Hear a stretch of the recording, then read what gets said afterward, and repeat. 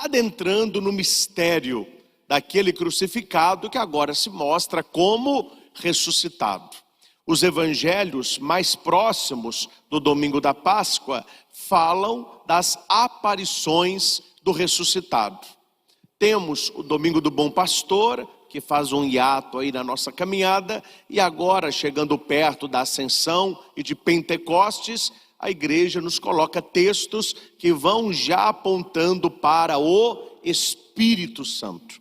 Então, o evangelho que nós escutamos está em João 14, versículos 23 ao 29, e aqui é a despedida de Jesus, é o discurso de despedida. É ali, na última ceia, Jesus já vai fechando o seu ministério com as suas últimas considerações. E não podemos esquecer, e veremos isso, que lá na Ascensão, Jesus condensa todo o seu ensinamento no Espírito Santo. Ele vai dizer que os seus não deveriam sair de Jerusalém até que recebessem o outro Paráclito.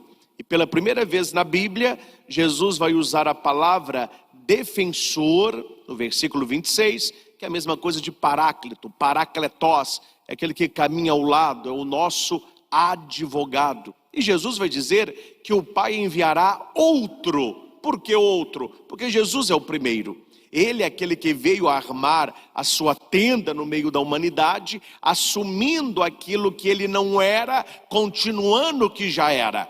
Ou seja, Jesus, ele continua Deus, mas ele assume o que ele não era. O que? A humanidade. É por isso que nesse discurso, Jesus está mostrando a sua humanidade e que muitas vezes não é compreendida, porque Deus a assume e a diviniza, igual a nós em tudo, menos no pecado. É por isso que no evangelho de hoje tem essa frase que muitos fazem uma confusão danada, e que já teve até heresias na igreja, guerras homéricas, quando Jesus disse: o Pai é maior do que eu.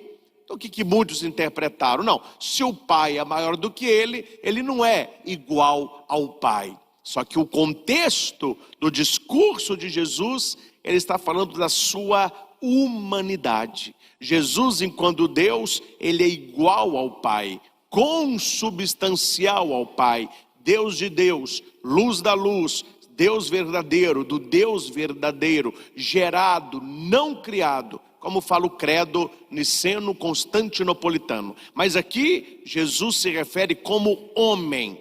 E como homem, o Pai é maior. Tanto é que quem grita da cruz: meu Deus, por que me abandonastes? Não é o Cristo, mas é Jesus. Não é a divindade, é a humanidade que se sente pelo pecado abandonada por Deus. Mas o Senhor nos deixa algumas dicas, alguns caminhos que os seus deveriam ter percorrido e percorreram há 2000 anos atrás, e nós devemos fazer isso hoje. O evangelho que nós ouvimos, Jesus fala a questão do amor e da palavra. É preciso entender que a palavra é o próprio Jesus. Ele é o Logos, ele é a palavra. Quando São Jerônimo, a pedido do Papa Dámaso, traduziu a Bíblia do hebraico, do aramaico e do grego para o latim, e a Bíblia nessa época chamava Vulgata, porque era uma linguagem vulgar, quer dizer, as pessoas falavam o latim, era uma língua que circulava bem. Quando São Jerônimo pegou o prólogo de São João, ele traduziu logos do grego para verbum do latim. E quando traduziram a Bíblia para o português, eles traduziram verbum por verbo. Então nós rezamos até hoje, e o verbo de Deus se fez carne e habitou entre nós. Quando você lê o prólogo de João, no princípio era o verbo estava com Deus, o verbo era Deus, o verbo se fez carne e habitou. A questão do verbo é só para indicar a ação, é para indicar um Deus que se move, mas a palavra é logos, que significa exatamente palavra. Então, quando nós vamos à missa e você escuta a primeira leitura, a segunda leitura, o evangelho, sempre se diz palavra do Senhor, palavra da salvação, nunca no plural. Por que palavra? Porque Jesus é a palavra do Pai. Então aqui no Evangelho de João, ele faz como se fosse um trocadilho. Se alguém me ama, guardará a minha palavra. E qual que é a palavra dele? Ele mesmo. Ele é a palavra. Então nós devemos guardá-lo. E São Jerônimo, quando vai colocar a Bíblia traduzida no colo do Papa, ele disse assim: quem não conhece a palavra, não conhece a Cristo. É por isso, meus irmãos, que não dá mais. Essa época já passou, em que cristão e que falava que católico não conhece Bíblia. Porque se você não ama a palavra, você não ama o Senhor. Se você não guarda a palavra, você não amará a Cristo. Você quer amar a Cristo, quer mostrar que você o ama e que Ele é importante para você, procure a palavra, conheça a palavra, leia pelo menos o Evangelho do dia, todos os dias. Esse é o sinal do nosso amor. É Jesus que disse: se alguém me ama, guardará a minha palavra. Quem não me ama, não guarda a minha palavra. E como guardar a palavra se não a conhecemos? Como guardar a palavra se nós não a lemos? Então é necessário todos os dias abrir a palavra, ler a palavra, mas não ler como um livro qualquer. Um dia alguém me disse assim, vou dizer quem é a pessoa, é claro, né? Ah, padre, eu gosto muito de ler a Bíblia quando eu estou sem sono. Eu vou lendo assim, mas me dá um sono danado. Aí quando eu vejo, eu estou cochilando. Falei, minha filha, era melhor você ler Chapeuzinho Vermelho, né? Se é para dormir, melhor você ler Cinderela, Os Três Porquinhos, outra coisa. Quando você lê a palavra de Deus, você está ouvindo o próprio Deus. Quando você lê a palavra de Deus, é o próprio Deus que habita em você.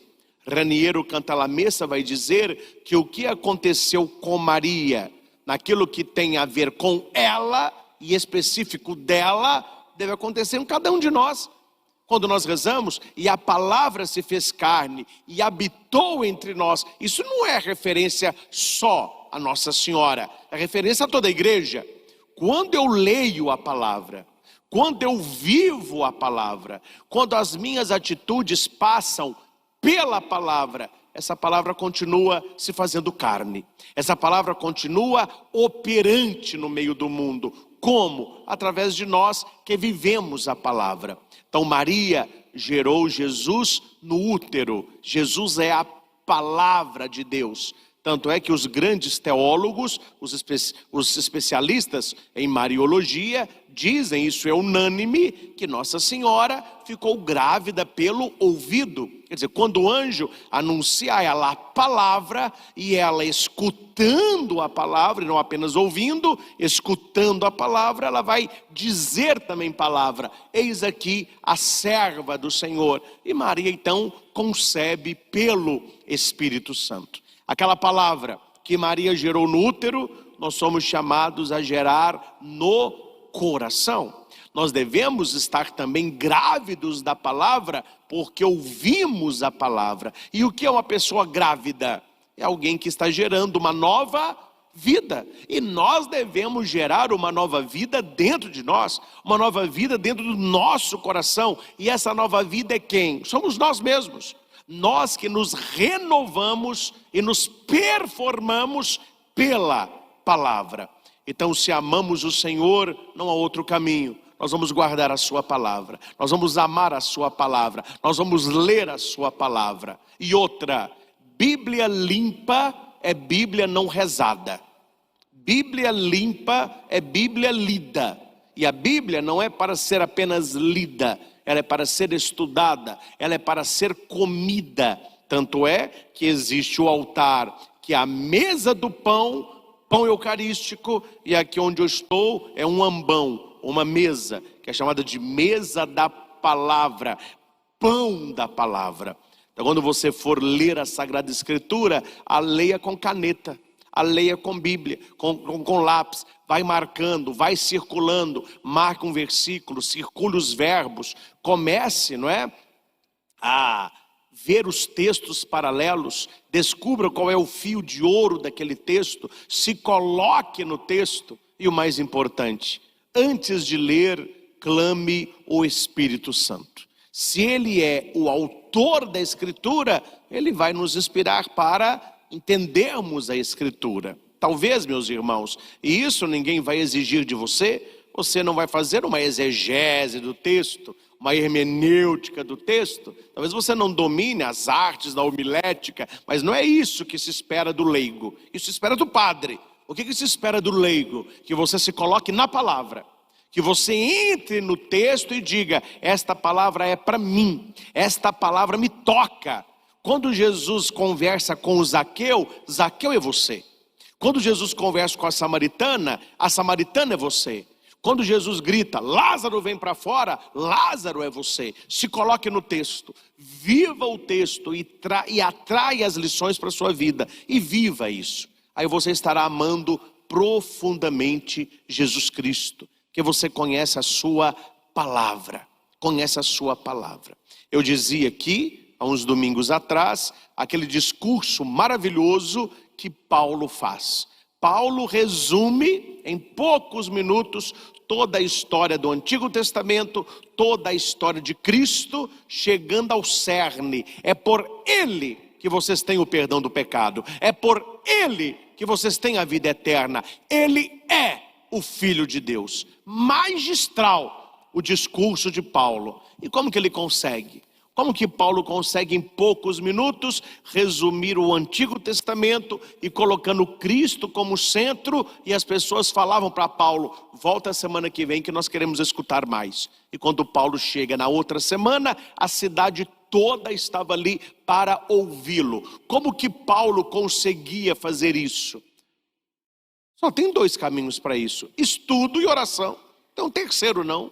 Paulo estudava, Paulo conhecia a palavra e era um homem profundamente de oração. Tanto é que ele vai dizer, eu sou um abortivo, eu sou o último dos apóstolos, mas aquele Cristo que apareceu a vocês, apareceu para mim também, na estrada rumo a Damasco. Ele mudou a minha vida. Durante 3 dias eu fiquei cego, fui acolhido. Eles oraram por mim, me ensinaram a palavra e hoje eu a prego. Tanto que ele trocou a espada pela palavra. Então nós precisamos amar o Senhor conhecendo a palavra. E a pergunta poderia ser, tá bom, padre, nós vamos ler a palavra. A partir de hoje nós vamos conhecer a palavra. O que virá daí? Quais os frutos que nós vamos adquirir? Infelizmente nós vivemos numa época que as pessoas querem ganhar o tempo todo. Se não há ganho, ninguém quer fazer nada. Até no casamento, né? Ah, padre, não sei se é o caso ou se eu compro uma bicicleta. Por quê, meu filho? Ah, eu não sei o que eu vou ganhar com isso. Se eu me casar, eu vou ganhar o quê? Não, não é ganhar. Você vai se doar. E se doando, você ganhará. Mas a pergunta é, se eu ler a palavra, o que eu ganho com isso? Não vamos dizer o que você ganha com isso. Vamos dizer quais as graças que são geradas com isso. E Jesus vai dizer, se alguém me ama, guardará a minha palavra, e o meu Pai o amará, e nós viremos e faremos nele a sua morada. O que Jesus está nos dizendo? Que nós somos moradas do Pai e que nós somos moradas do Filho. Como? Como que isso acontece? Como que Deus habita dentro de nós? Como que Jesus habita dentro de nós? Aqui você vê que Jesus está dentro de um discurso trinitário. Ele está mostrando que ao mesmo tempo que Ele é o Pai é Ele, e que através do Espírito esta obra acontecerá. Como é que Deus habita em mim? Como que a palavra habita em mim? Como que Deus habita dentro de mim? Pelo seu Espírito Santo.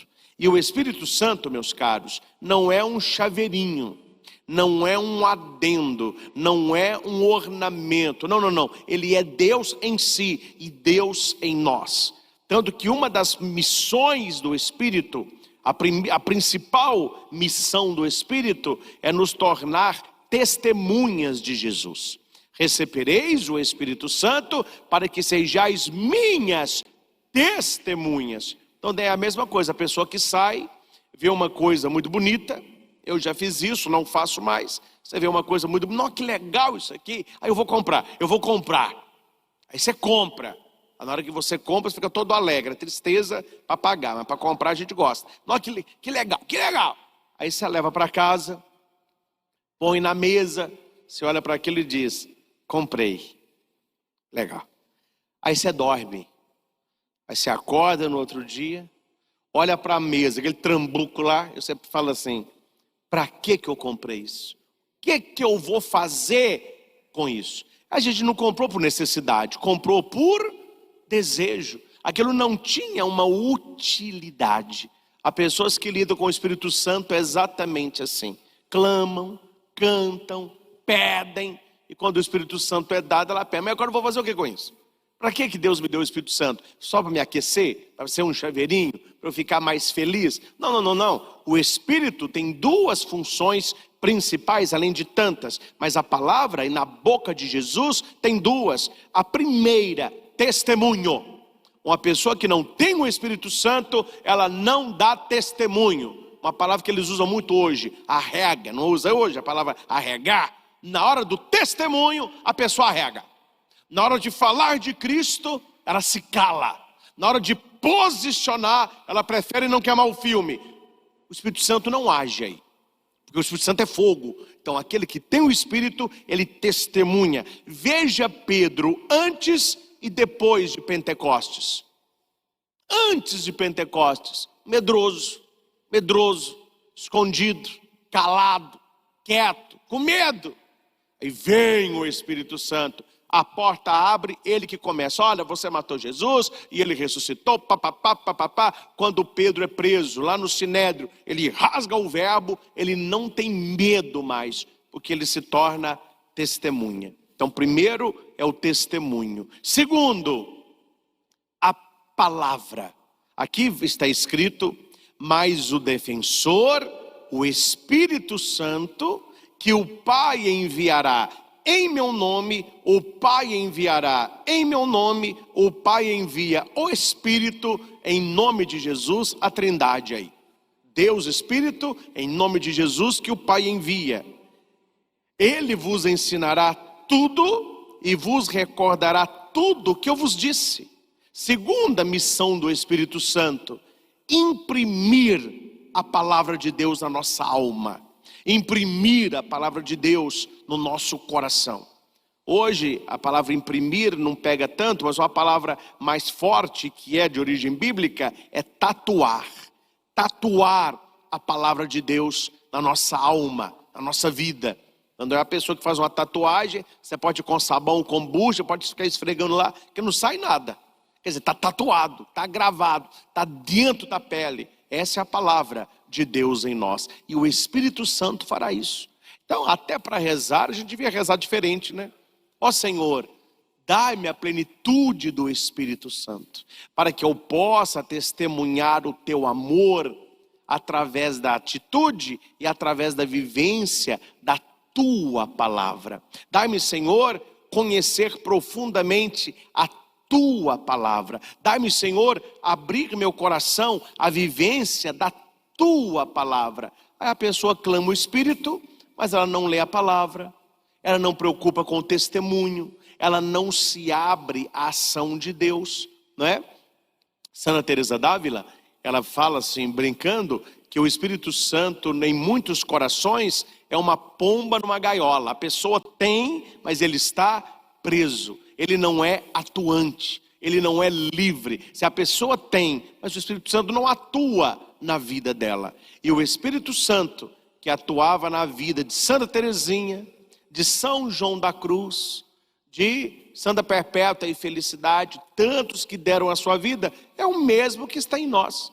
Não é um Espírito Santo VIP. O Espírito Santo aqui é da região VIP. esse aqui é para nós, meros mortais. Não, o Espírito Santo é o mesmo. Só que quanto mais você dá abertura, mais ele age. Quanto mais você se abre, mais ele age. Então nós precisamos conhecer a palavra. Que quando nós lemos a palavra de Deus, nós sabemos o que Deus fez e o que Deus pode fazer. O que Deus fez e o que Deus quer fazer. O que Deus realizou e o que Ele realiza na sua vida. É preciso, meus caros, começar a escrever o 5º evangelho. É preciso que cada um de nós possa ler e reler o 5º evangelho. Marcos foi o primeiro a ser escrito. Depois foi o evangelho de Mateus. Depois foi Lucas, ele escreve o evangelho e Atos. Depois foi João, ele escreve o evangelho, ele escreve as cartas. Ele finaliza com o Apocalipse. Então Mateus, Marcos, Lucas e João são os 4 evangelistas. E qual é o 5º evangelho? Qual é o 5º evangelista? Sou eu e você. Os 4 evangelistas, eles contam o que Jesus fez. E você precisa contar o que Jesus faz. Não é que ele fez, ele faz. Mas para que ele possa fazer, você precisa conhecer a sua palavra. Tomar posse das suas promessas e ir se abrindo a cada dia para a ação do Espírito Santo. Gente, intimidade com Deus é questão de busca. É questão de prioridade. Aquele que procura, acha. Aquele que bate, a porta se abrirá. Aquele que busca, encontrará. E será dado uma medida transbordante, calcada, sacudida. Ou seja, nós precisamos buscar a Deus. Precisamos buscar a Deus. Nós que estamos aqui, nós estamos buscando a Deus. Quando você reza em casa, você está buscando a Deus. Quando você lê a palavra, você está buscando a Deus.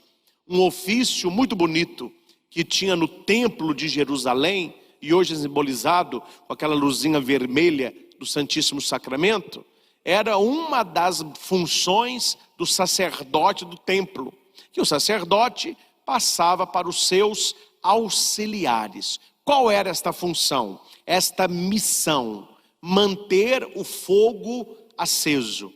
Qual fogo? O fogo do holocausto. Sacrifício, sangue. Holocausto, fogo. Então quando a Bíblia fala que eles ofertavam holocaustos, é porque eles queimavam aquelas carnes, né?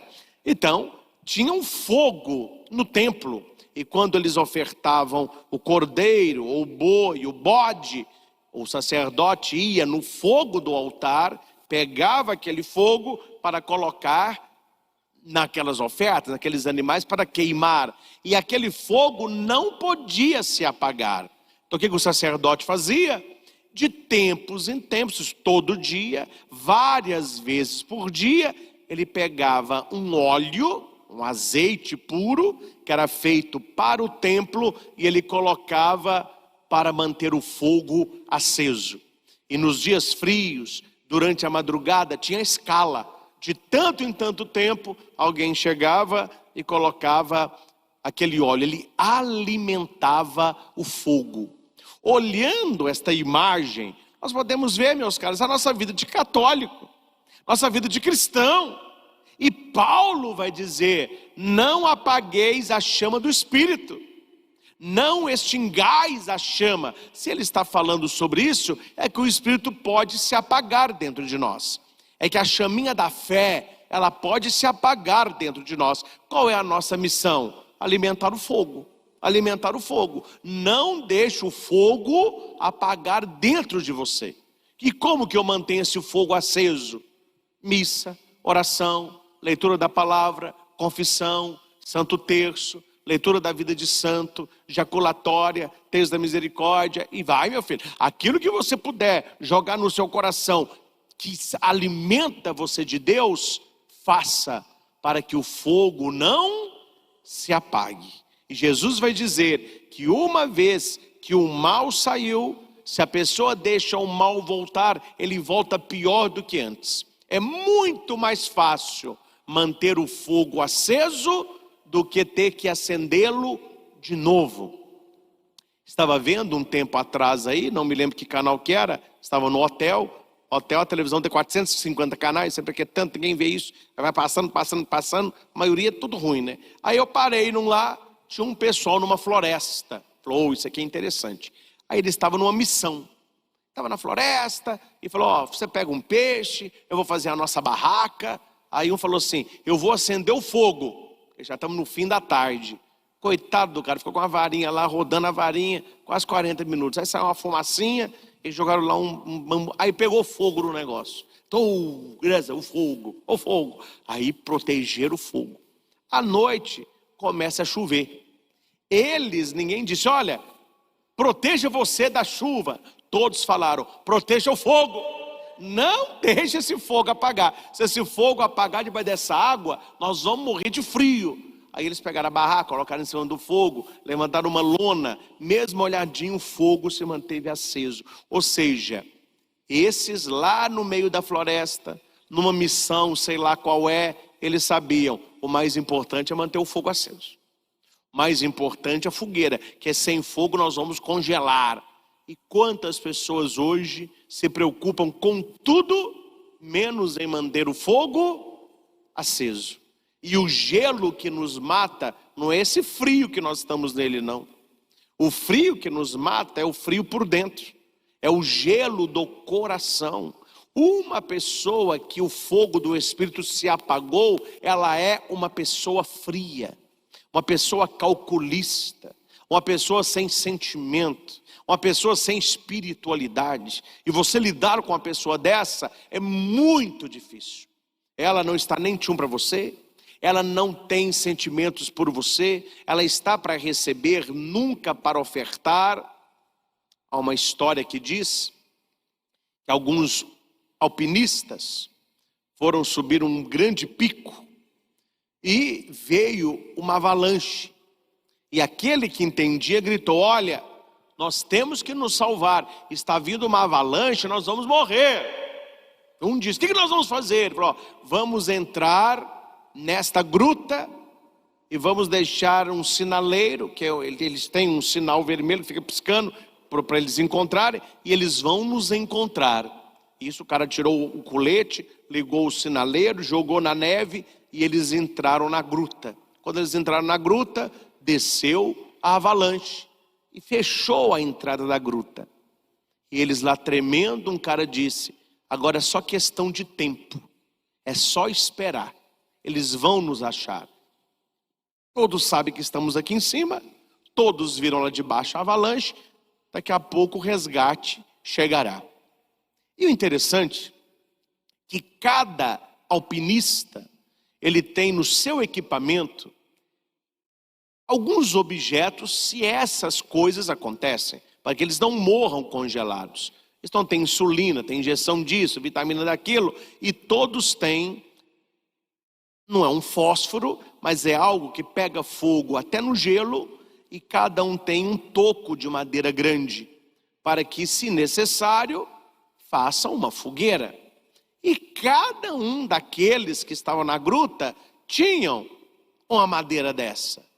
Só que ninguém disse, um olhou para os outros e disse assim, lá na minha vida eu não falo isso não. Mas aqui eu vou falar. Eu sou meio racista. Eu não gosto de preto, não. E no nosso grupo tem 2 pretos ali. Eu não vou queimar minha lenha para esquentar esse cara nunca. Para mim que ele morra de frio. Nisso estava no coração do negro. Não aguento branco, esses branquelos metidos. Pois o meu toco eu não queimo. Se esse branquelo quiser, ele queima o dele. No grupo, tinha gente que era da extrema direita e da extrema esquerda. Falaram a mesma coisa. Há pessoas no grupo que não combinavam. Pois o meu toco eu não queimo. E ficou aquele jogo. Quem vai queimar o toco primeiro? 12 horas depois, o resgate chegou. Abriram a gruta. E haviam 16 pessoas abraçadas no toco, mortas e congeladas. E um dos agentes, que era um sargento, disse assim, capitão, eles morreram congelados. E o capitão respondeu: é verdade, mas o frio que os matou não era o frio de fora, era o frio de dentro. Eles morreram porque não quiseram compartilhar o fogo que cada um tinha dentro de si. O que a Bíblia fala a respeito disso? A Bíblia vai dizer: Deus, Ele é bom com quem é mau. Deus manda o orvalho sobre justos e injustos. O sol nasce sobre bons e maus. O que cabe a nós? Manter o fogo aceso, testemunhar o Senhor, partilhar a palavra. Por causa dos outros? Não, por causa de Cristo, para que Ele, o Pai, habitem em nós através do Espírito Santo. E quem vive assim, vive em paz. Quem vive assim tem paz interior. Há um gráfico que vai dizer mais ou menos assim: dos seus relacionamentos, 100 pessoas, 70 pessoas não está nem tchum para os seus problemas. 20% gostam dos seus problemas, que elas querem te ver na pior mesmo. E 10% te amam, sofrem com você e querem ser ou são amigos verdadeiros, pessoas da sua família que te querem bem. Então a proporção é 70, 20, 10. 70, não está nem tchum. Você encontra com 70 todo dia. Bom dia, tudo bem? Tudo legal? Olá, meu aniversário. Tá bom. Esses são 70. Está ali, cumprimenta, não são seus inimigos, mas não são amigos. E quando você precisa, eles não vão te ajudar. São aqueles cumprimentos sociais. Os 20 são as pessoas que não gostam de você, gratuitamente. Você não precisa ter feito nada. 20 não gostam. E quando você não está bem, eles estão bem. Quando você está triste, eles estão felizes. E 10% é a melhor fatia do bolo. Como com uma pessoa infeliz ela vive? Ela ama os 70%. Ela tenta descobrir a todo custo quais são os 20% e ela não tem tempo para os 10%. Como que uma pessoa dessa tem paz na vida? Como que uma pessoa deveria viver? Convivendo bem com os 70%, orando e deixando para lá os 20% e reservando o tempo para estar com os 10%. Esses 10% é que tem um sentido à nossa vida. E quem vive assim tem um coração cheio de paz. Veja que Jesus é muito esperto. Ele não chamou 100 discípulos, 200 discípulos, 1.300 discípulos. Ele chamou 12 homens, 12 apenas. Na missa da noite, nós vamos trabalhar muito a segunda leitura e a primeira que fala sobre apóstolos, sobre o primeiro concílio de Jerusalém. Mas ele chamou 12 homens, lembrando as 12 tribos de Israel. Nunca foi questão de quantidade. Nunca foi questão de quantidade. Quando Deus fala para Noé: ó, isso aqui vai tudo acabar, viu? Vai sobrar nada. Faça uma arca e coloque um casalzinho de cada animal. Só 2. Não, coloca lá, ó, 10 elefantes, coloca umas 50 girafas, coloca uns... Não. Não é nunca foi quantidade. Então nós precisamos entender que a paz que o Senhor vai dizer: deixo-vos a paz, a minha paz vos dou, não a dou como o mundo vos dá. Qual que é a paz do mundo? A ausência de guerra. Paz no mundo é fartura. Se não tem guerra e se tem fartura, nós estamos em paz. Qual é a paz de Jesus e que o mundo não pode nos dar? É a certeza da presença. Se Ele está conosco e Ele está conosco, nós precisamos viver em paz. Não é uma paz fora de nós, é uma paz dentro de nós. É impossível ficar alegre o ano inteiro. É impossível ser feliz o ano inteiro. Mas é possível ter paz. Porque a pessoa que não tem fé, quando vem a desgraça, a alegria vira desespero. Para aquele que tem fé, quando vem o problema, ele não terá talvez alegria, mas a alegria nessa hora virará paz. Apesar de todo o problema, a pessoa, ela não perdeu o equilíbrio. Ela não perdeu a fé, porque a paz que o Senhor me dá está comigo. Se Ele está comigo, todo perigo é irreal. Meus irmãos, veja que a leitura, João é um evangelho difícil, o evangelho de João é mais complicado, mas ele vai falando de palavra, ele vai falando de amor, ele fala de presença, ele fala do Espírito, ele fala de paz, e você mistura isso tudo e aí, mas como que isso tudo se realiza? O pontapé inicial, tudo começa com amor à palavra. Todo o restante, tudo aquilo que Jesus nos promete, todas as suas promessas, todas as suas realizações, a sua presença ao nosso lado, passa pelo conhecimento da palavra. E finalizamos com uma questão: quanto tempo nós reservamos para a palavra de Deus? Quanto tempo nós reservamos para conhecer os desígnios de Deus para a nossa vida? Tem uma historinha de catequese, historinha simples, mas que nos faz pensar na questão de proporção. Proporção. Teve uma criança que levou para a sala um melão. E a tia disse assim: olha, a gente pode partir esse melão com todo mundo? Você não vai comer um melão sozinho, né, meu filho? Não, minha mãe mandou, é para todo mundo mesmo. Eu falei com ela: não, mãe, eu adoro melão. Esse melão aqui é especial, tia. É um melão amarelinho, docinho, docinho. Minha mãe falou: leva só para você não, leva lá para sua turma também. Aí eu trouxe o melão. Aí a catequista aproveitou e falou: então nós vamos partir o melão. Será que nós podemos partir o melão em 24 pedaços? Pode, tia, pode partir. Ela foi partindo, 24 pedacinhos. Ela falou: nós somos 23 aqui. Vai sobrar um pedaço. Então eu vou comer um, ela dividiu, ficou um pedaço. Ela falou: esse pedaço, eu vou dividir esse pedaço em 4 partes. Nós vamos dar um para a faxineira, vamos dar um para a coordenadora da catequese, vamos dar um para auxiliar da sala. Pois é, tia, sobrou um pedacinho. Pois é, será, gente, que esse pedacinho a gente pode dar para Deus, para o Papai do Céu? Vai, tia. Claro que pode. Para Deus já dava um melão inteiro. Ela falou assim: não fala não que você não dava não. Porque este melão simboliza um dia. Um dia tem 24 horas. Eu parti em 24 pedaços. Cada um ficou com 1 hora. Sobrou 1 hora. Eu dividi em 4. 15 minutos.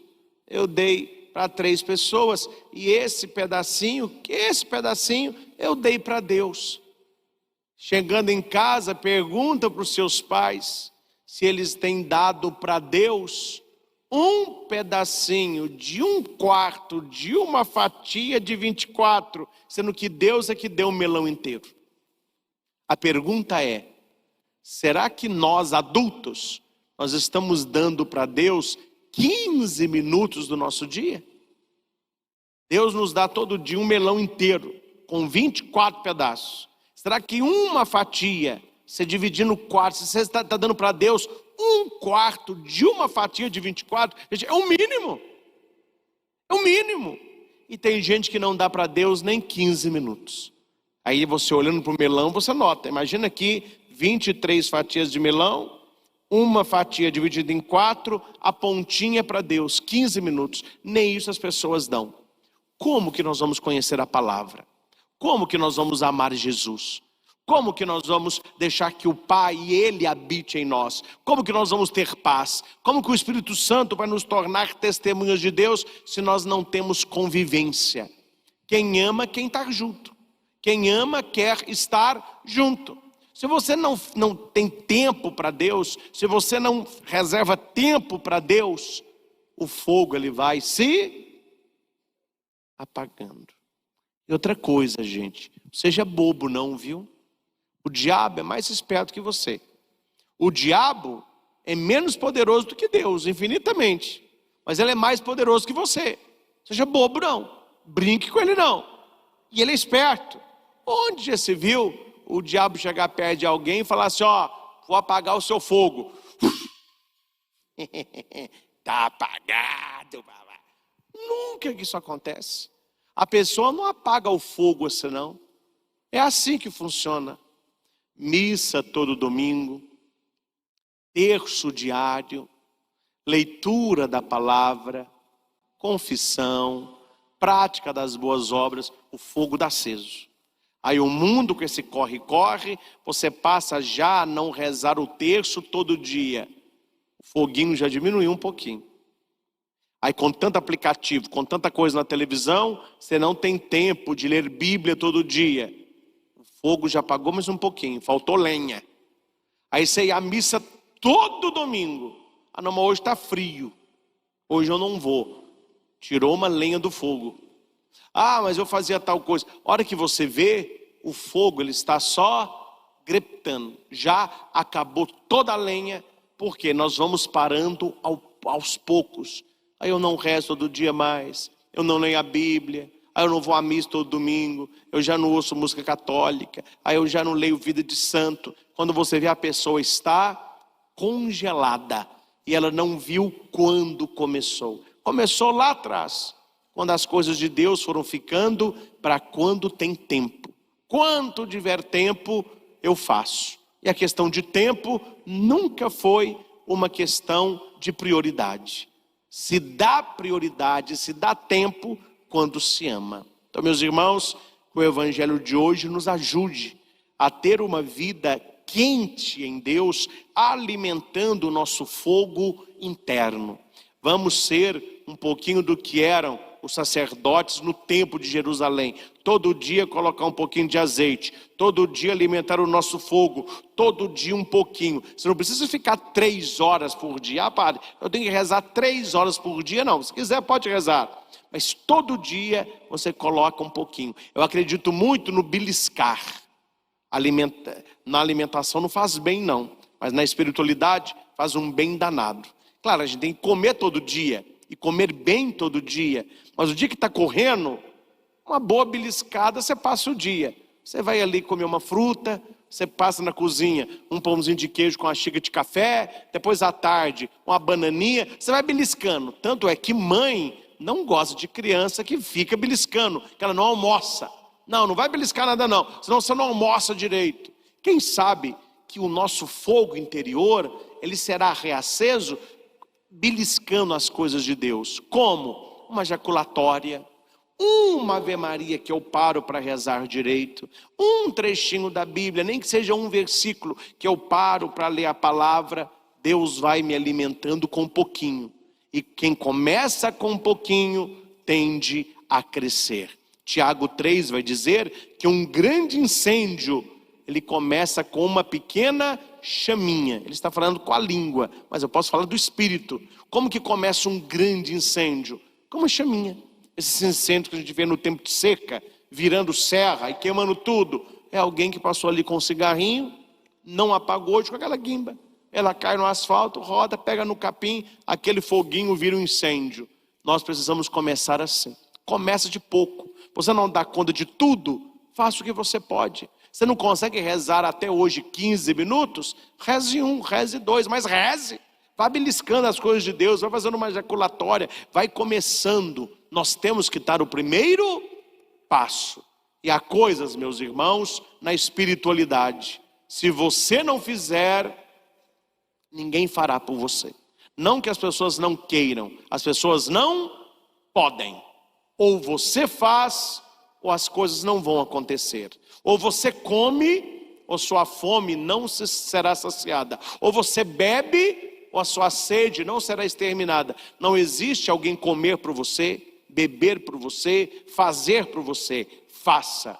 O Senhor deu o primeiro passo, que nós possamos dar o segundo, para que Ele e o Pai, no poder do Espírito Santo, possam habitar dentro de nós. Para que o Senhor não seja uma palavra, mas seja um amigo com quem falamos face a face, como Moisés falava com Deus. Como que isso acontece?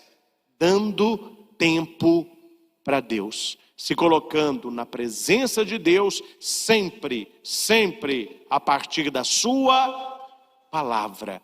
Porque a Bíblia fechada é um livro, mas a Bíblia aberta é a boca de Deus que me fala. Espero que essa boca esteja falando ao seu coração pelo menos 15 minutos por dia, que é um pedacinho dos 4 pedacinhos de uma fatia das 24 que Deus nos dá todos os dias. Deus não está nos pedindo o melão inteiro, Ele nos pede um tempo para estarmos com Ele, que não é questão de quantidade, é questão de qualidade. O amante com o amado vivendo o verdadeiro amor. Ao Senhor Jesus, toda honra, glória e louvor. Louvado seja nosso Senhor Jesus Cristo. Para sempre seja louvado.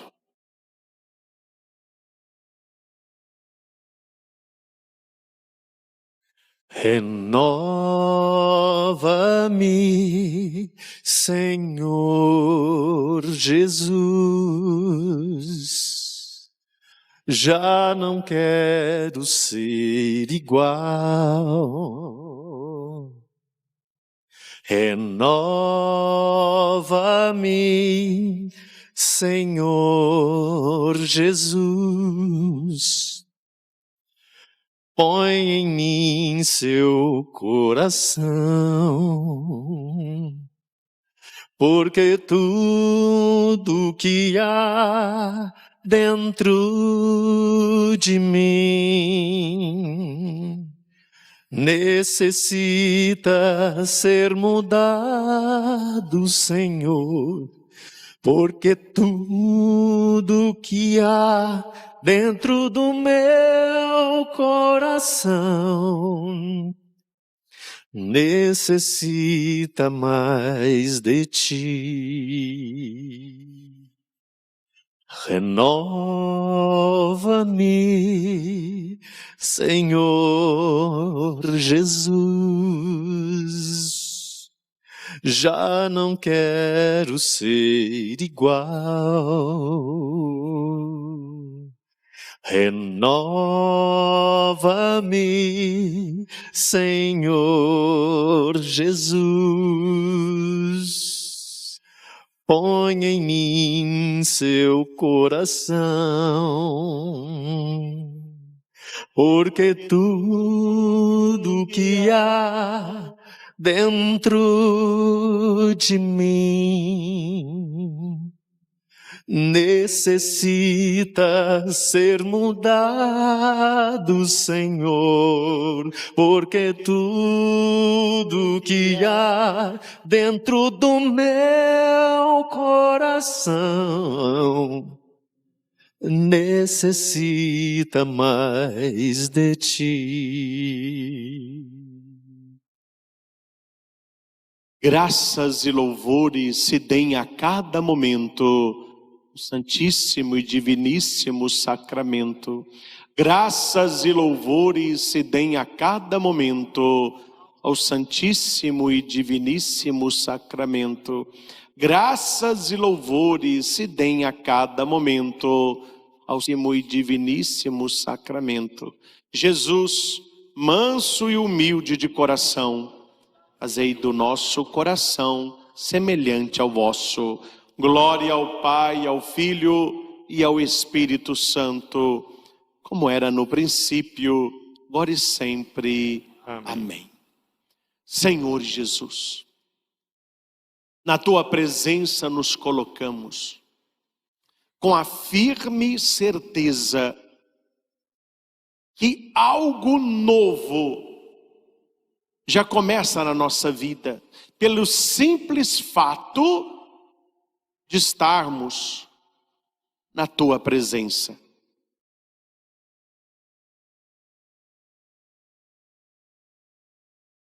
Obrigado, Senhor, porque nos amas, porque se dá a nós por amor.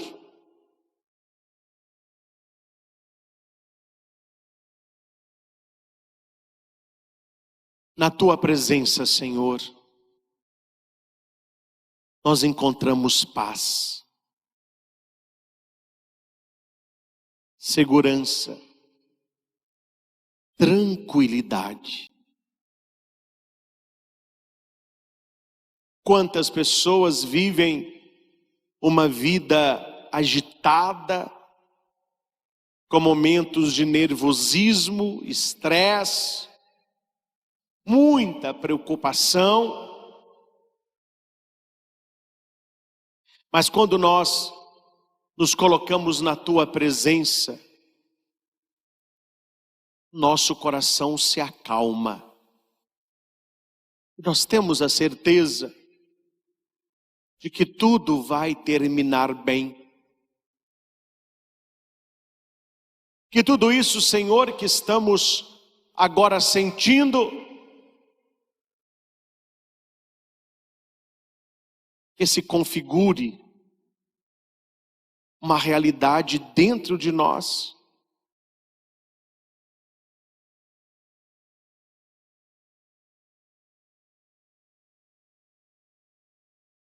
Para que a nossa paz não seja apenas agora, mas que ela se estenda durante toda a semana, durante toda a nossa vida.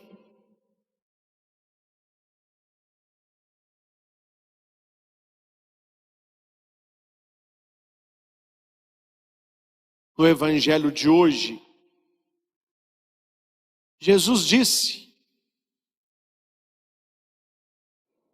não se perturbe, nem se intimide o vosso coração.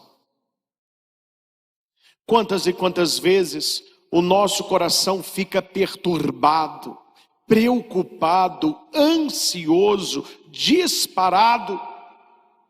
E o Senhor está falando para nós: não se perturbe o vosso coração, não se intimide o vosso coração. A paz que eu vos dou, o mundo não pode dar. Diga para Jesus: eu quero esta paz, Senhor. Dai-me esta paz. Encha de paz a minha família.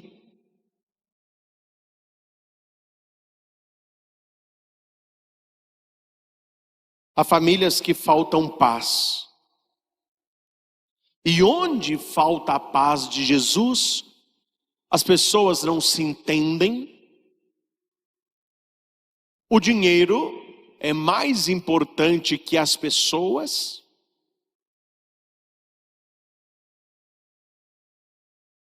O silêncio reina dentro de casa.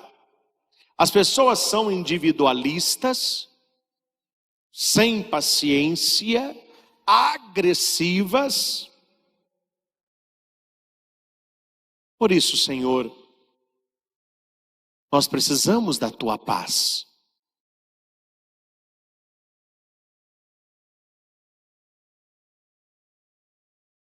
Onde a tua paz está, as pessoas são transformadas.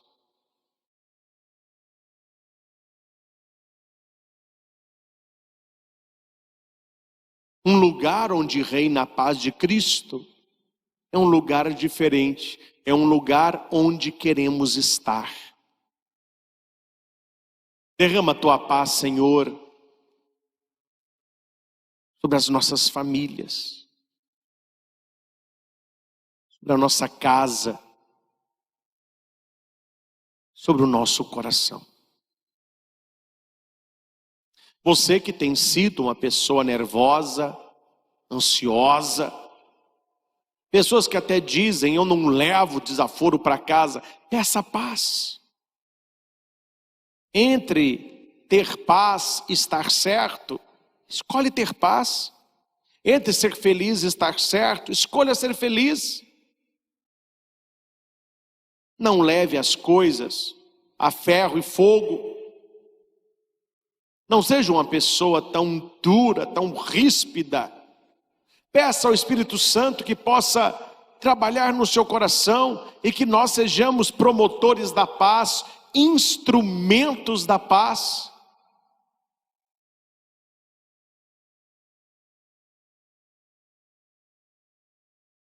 E esta paz de Jesus não é apenas na nossa família, é também no local do nosso trabalho, é também na sua escola, na sua faculdade.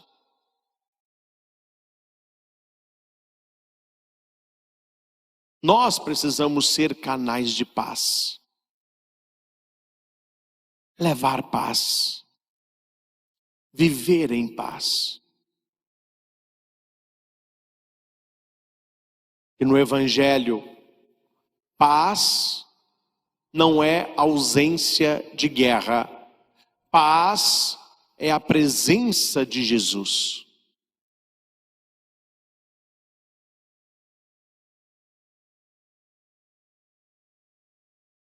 Jesus presente, Ele nos traz paz.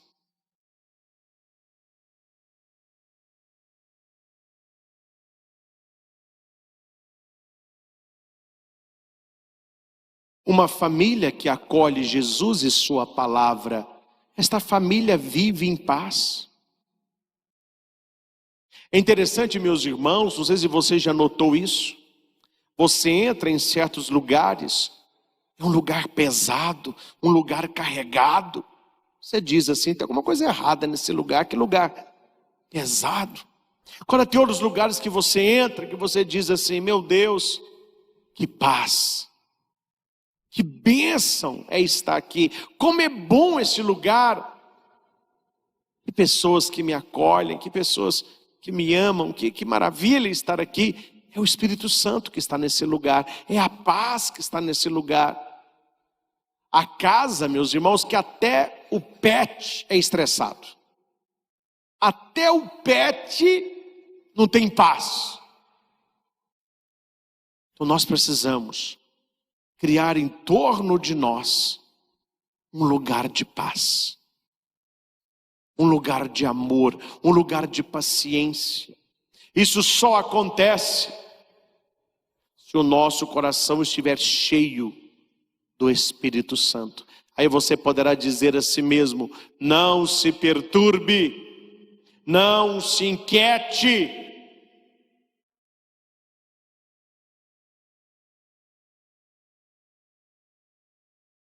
Dai-nos, Senhor, a tua paz. Dai-nos, Senhor, teu amor. Dai-nos, Senhor, a certeza da tua presença. Quantas pessoas aqui e tantas que nos acompanham em casa sofrem de solidão. E não é solidão por estar sozinho. Há muitas pessoas que se sentem sozinhas no meio de muita gente. Não peça a Jesus que possa tocar o seu coração neste momento. Ele possa te dar a certeza da sua presença. Você não está sozinho. Deus está com você. Deus é contigo. E com Ele, nós somos mais que vencedores. E com Ele, somos mais que vencedores.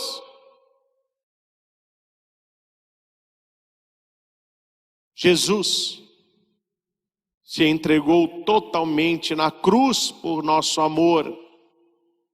Nós precisamos agora nos entregarmos a Ele. Com o nosso testemunho, a nossa palavra, com a nossa fé.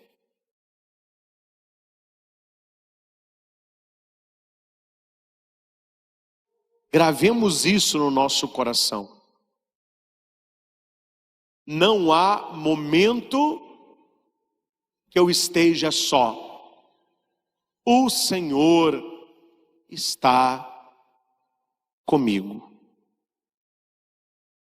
Faça agora sua oração. Converse com Jesus e saiba, Ele quer falar ao teu coração. E o Salmo 66 ele nos diz assim, nos leva a rezar: que Deus nos dê a sua graça e sua bênção, que a sua face resplandeça sobre nós, que Deus nos dê a sua graça e sua bênção, sua face resplandeça sobre nós. Vamos repetir isso? Que Deus nos dê a sua graça e sua bênção, e sua face resplandeça sobre nós. Que Deus nos dê a sua graça e sua bênção, e sua face resplandeça sobre nós. É o que nós queremos, é o que nós precisamos. Que Deus me dê a sua graça e sua bênção, sua face resplandeça sobre mim. Você pode dizer isso para quem está do seu lado, aí na sua casa?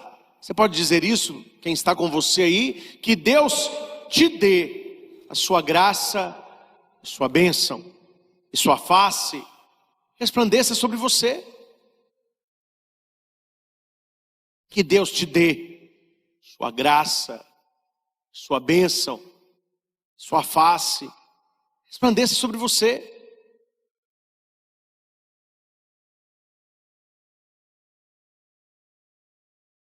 Senhor, nós precisamos, mais do que tudo,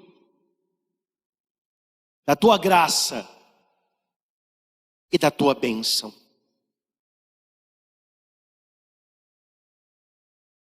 Derrama sobre mim, Senhor, vai pedindo isso. Derrama sobre mim, Senhor, a tua graça. Derrama no meu coração, Jesus, a tua graça.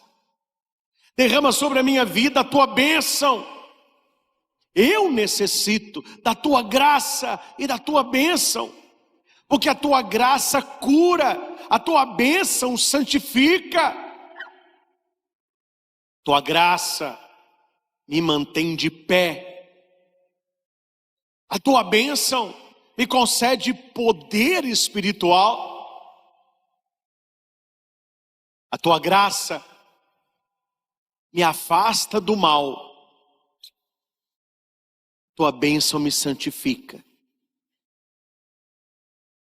Que Deus me dê sua graça e sua bênção. Resplandeça sobre mim a face do Senhor.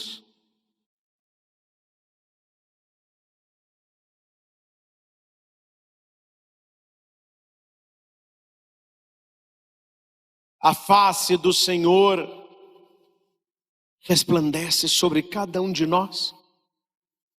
O Senhor conhece a sua vida, o Senhor conhece a sua história, o Senhor conhece as suas carências. Receba graça e bênção. E você agora pode entregar a Jesus as pessoas que você conhece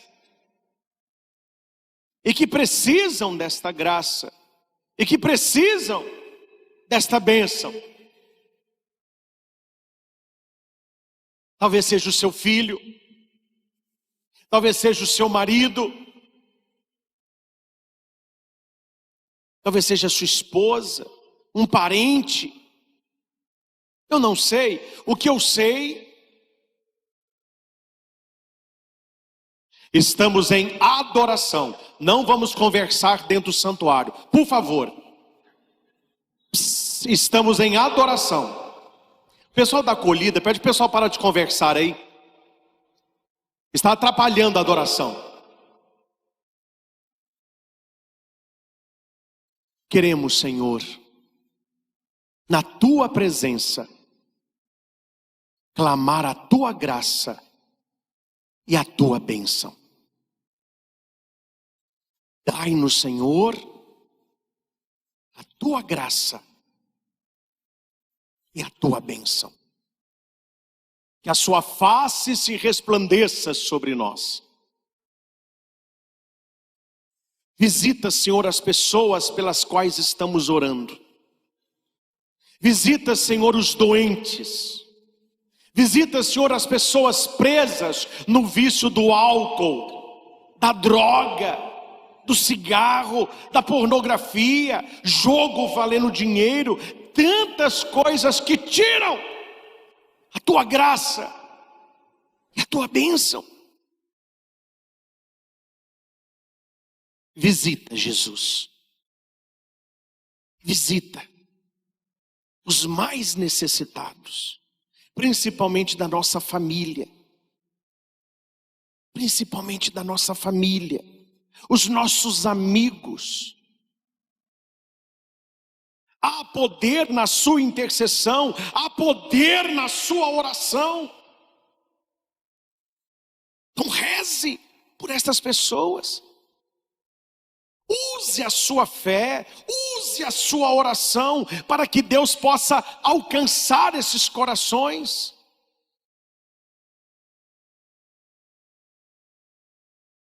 Certamente nós temos, tanto na nossa família, na nossa roda de amigos, na nossa roda de convivência, pessoas que precisam desta graça, desta bênção. E se elas não estão aqui agora, você está, e você pode orar por elas. E você pode orar por elas. Há poder na sua oração. Quando nós rezamos, Deus visita estas pessoas. Pessoas que perderam a fé. Pessoas que se afastaram da igreja. Pessoas que vivem uma vida como se Deus não existisse. Reze por elas. Essas pessoas precisam de oração. Dê, Senhor, a tua graça, a tua bênção. Que a tua face se resplandeça sobre elas. Que a tua face resplandeça sobre elas.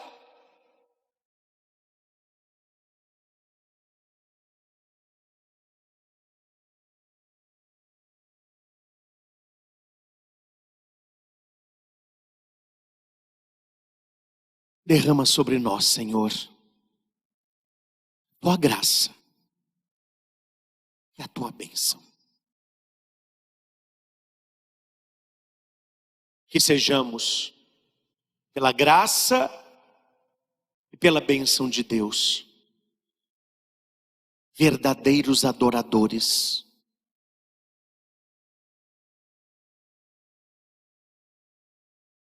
O Pai procura adoradores que o adorem em espírito e em verdade. O Pai procura adoradores que o adorem em espírito e em verdade. Nós estamos num lugar sagrado.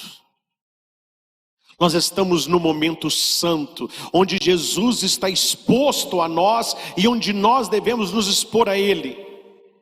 E a sua casa, você que agora está conosco nesta adoração, seja pela TV Evangelizar, seja pelo YouTube, seja pelo celular, algum aplicativo, rádio, a sua casa se torna agora um lugar de adoração.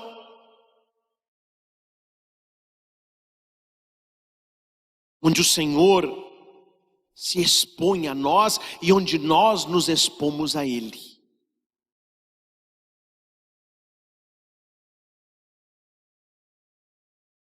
E hoje nós estamos pedindo graça e bênção para nós e para quem amamos, para nós e para quem precisa.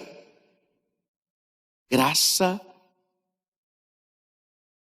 e bênção. Aí na sua casa, graça e bênção. No seu coração, graça e bênção.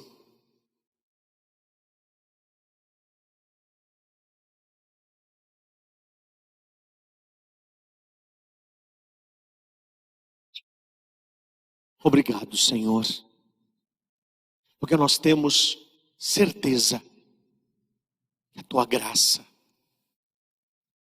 a tua bênção está sendo derramada em nossos corações. Que a tua graça e a tua bênção está visitando as nossas famílias. Que a tua graça e a tua bênção está nos tocando, está nos curando, está nos libertando.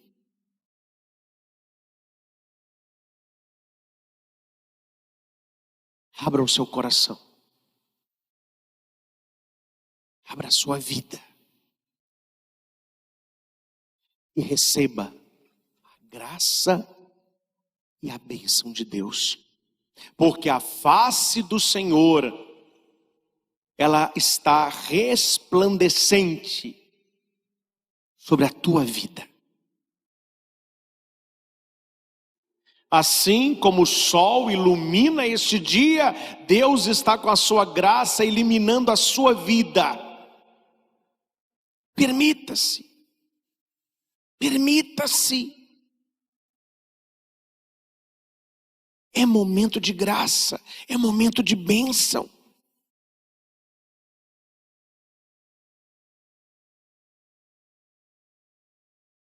Eis aqui o teu povo, Jesus.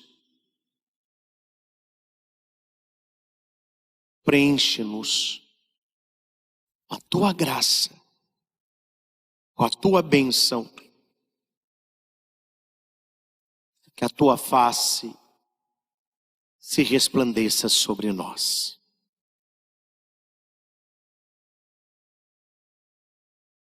Jesus está aqui nesse momento.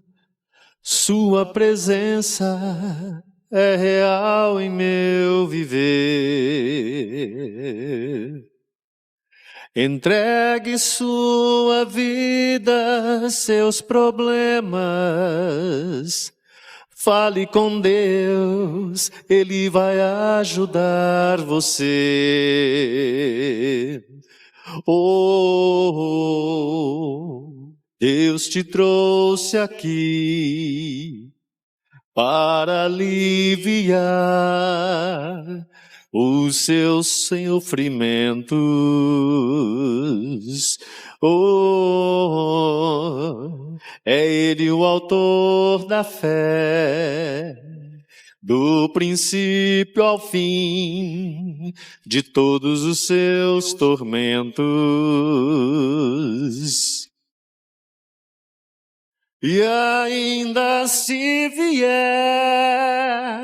noites traiçoeiras, se a flor pesada for, Cristo estará contigo, e o mundo pode até fazer você chorar, mas Deus te quer sorrindo. E ainda se vier noites traiçoeiras, se a cruz pesada for, Cristo estará contigo, e o mundo pode até fazer você chorar, mas Deus te quer sorrindo.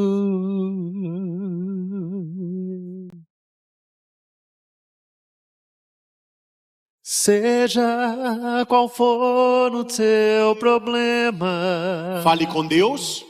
Fale com Deus, Ele vai ajudar você.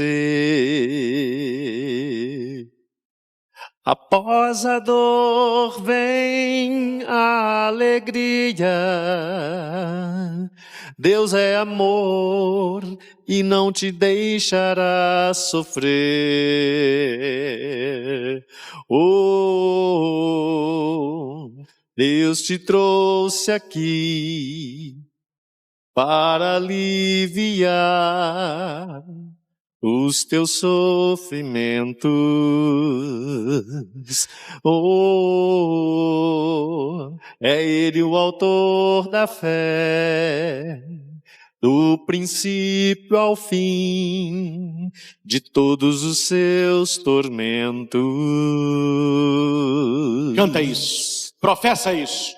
E ainda se vier noites traiçoeiras, se a cruz pesada for, Cristo estará contigo.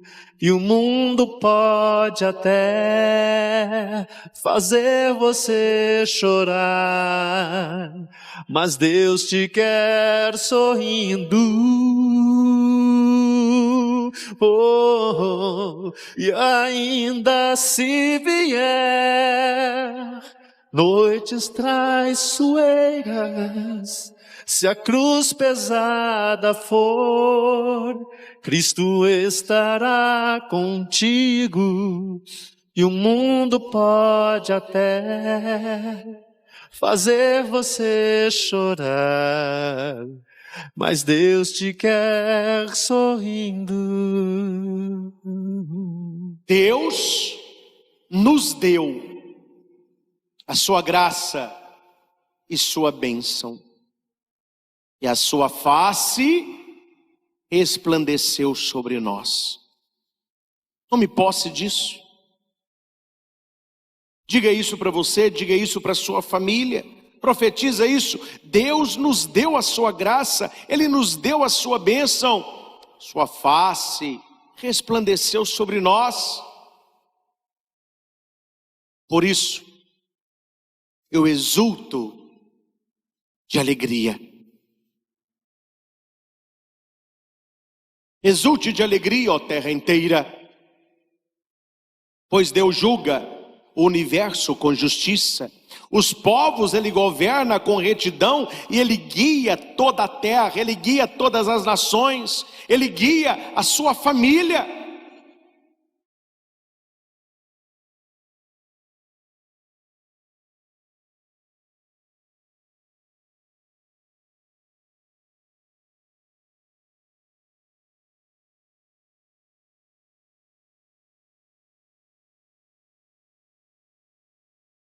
Deixemo-nos guiar pelo Senhor.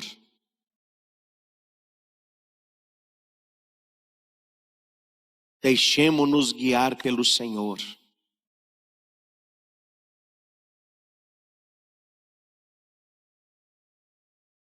Quantas pessoas vivem uma vida desnorteada, ou seja, pessoas estão perdidas na vida, não sabem se estão indo ou se estão vindo, porque perderam o norte, e o norte é Jesus. Quem perde o norte, quem perde Jesus, vive desnorteado.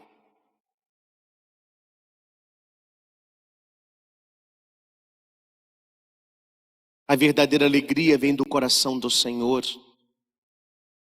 Uma pessoa que é agraciada, uma pessoa que é abençoada, ela tem uma vida feliz.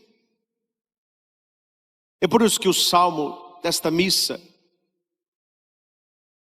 vai cantar e vai dizer no refrão: que todas as nações vos glorifiquem, ó Senhor, que todas as nações vos glorifiquem. Quem glorifica a Deus tem uma vida feliz, e quem é feliz, quem é alegre, está vivendo uma vida agraciada, uma vida abençoada. Porque o Senhor resplandece a sua face sobre nós, Ele resplandece a sua face sobre nossas famílias, sobre os nossos entes queridos, sobre os seus amigos. Obrigado, Senhor,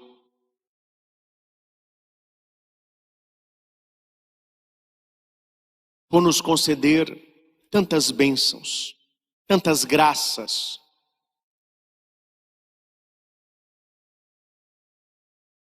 Um momento de adoração onde Deus abundantemente derramou sobre nós a graça, derramou sobre nós a bênção. E nós agradecemos.